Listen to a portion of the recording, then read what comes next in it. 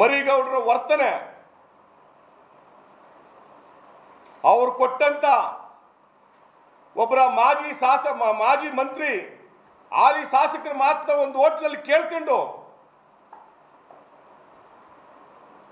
ಇವತ್ತು ಕಾಂಗ್ರೆಸ್ ಸರ್ಕಾರ ಒಂದು ಮೂಢ ಅಧ್ಯಕ್ಷರು ಮಾಡಿಕೊಟ್ಟದ್ದನ್ನ ಅದನ್ನ ಜನಕ್ಕೆ ಒಳ್ಳೇದು ಮಾಡ್ಕೊಂಡು ಒಳ್ಳೆ ಕಾರ್ಯ ಮಾಡ್ಕೊಂಡು ಬಡವರ ಬಗ್ಗರಿಗೆ ಸೈಟ್ ಕೊಟ್ಟುಕೊಂಡು ಮಾಡೋಂಥ ಕೆಲಸನ ಬಿಟ್ಟು ಯಾರೋ ಒಬ್ಬ ಮಾಜಿ ಮಂತ್ರಿ ಮಾತನ್ನ ಹಾಲಿ ಶಾಸಕರ ಮಾತನ್ನ ಒಂದು ಹೋಟ್ಲಲ್ಲಿ ಕೂತ್ಕೊಂಡು ಕೇಳ್ಕೊಂಡು ನೀನು ಆಯುಕ್ತರಿಗೂ DC ಅವ್ರಿಗೂ ಲೆಟರ್ ಬರೀತೀರಿ ಅಂತ ಅಂದ್ರೆ ನಿಮಗೇನಾರ ಆ ಮೂಡದಲ್ಲಿ ಒಂದು ಸೆಕೆಂಡ್ ಕುಂತ್ಕೊಳ್ಳೋಕೆ ನಿನಗೆ ನೈತಿಕತೆ ಇದೆಯಾ? ಆದ್ರಿಂದ ಇದೇ ರೀತಿಯಾಗಿ 2013ರಿಂದನೂ ಸತ್ಯಪ್ಪ ಸೋಲ್ಬೇಕಾದ್ರೆ ಈ ಮರಿಗೌಡ್ರೆ ಕಾರಣ. 2018ರಲ್ಲಿ ಸನ್ಮಾನ್ಯ ಸಿದ್ದರಾಮಯ್ಯ ಸಾಹೇಬರು ಸೋಲ್ಬೇಕಾದ್ರೆ ಈ ಮರಿಗೌಡ್ರೆ ಕಾರಣ. 2023ರಲ್ಲಿ ನಾನು ಸೋಲ್ಬೇಕಾದ್ರೆ ಈ ಮರಿಗೌಡ್ರೆ ಕಾರಣ.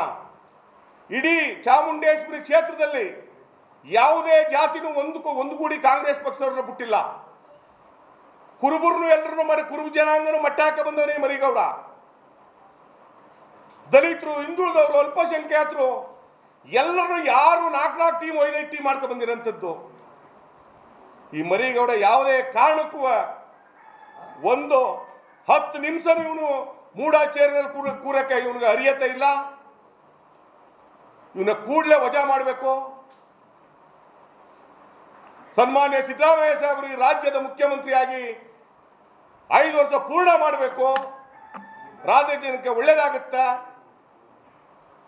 ಇಲ್ಲ ಅಂದ್ರೆ ಇಡೀ ಕರ್ನಾಟಕದಲ್ಲಿ ದಂಗೆ ಹೇಳುತ್ತೆ, ದಂಗೆ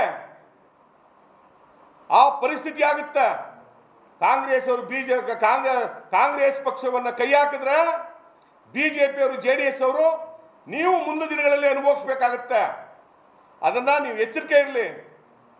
ಯಾರನ್ನೂ ಮಡಗಿಲ್ಲ. ಬಿಜೆಪಿ ಅವರು ಸುಮ್ಮನೆ ತಗೊಂಡಿಲ್ಲ ನಿಮ್ಮನ್ನ. ಮುಂದಿನ ದಿನಗಳಲ್ಲಿ ನಿಮ್ಮ ಬಾವುಟನೇ ಇರೋದಿಲ್ಲ. ಯಾರನ್ನು ನೆಮ್ಮದಿಯಾಗಿರಕ್ಕೆ ಬಿಟ್ಕೊಡ್ತಾ ಇಲ್ಲ. ಎಲ್ಲ ತೀರೋದ್ರು. ನಮ್ಮನ್ನು ಮಟ್ಟ ಹಾಕಿದ್ರಿ. ಎಲ್ಲ ಕುಂಟಬೈರೇಗೌಡ, ನಾಗೇಗೌಡ, ಬಚ್ಚೇಗೌಡ ಇಂಥವ್ರೆಲ್ಲ ಮುಗಿದ್ರು. ಇನ್ನಿರೋರು ನಿಮ್ಗೆ ಇನ್ನು ಒಬ್ಬರೇ ಅರಕೆ ಕುರಿ GT ದೇವೇಗೌಡರು ಮಾತ್ರ ನಿಮ್ಗೆ ಉಳಿದಿದೆ ಅಷ್ಟೇ. ಏನಪ್ಪಾ ಅಂದ್ರೆ ಒಳ್ಕ ಒಯ್ತಾ ಇದ್ರೆ ಅವ್ರು ಅಷ್ಟೇ.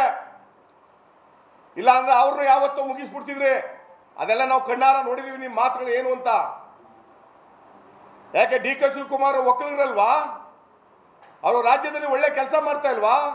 ಅದು ಸೌರ್ಸಕ್ಕೆ ನಿಮ್ಮ ಕೈಲಿ ಆಯ್ತಾ ಇಲ್ವಾ?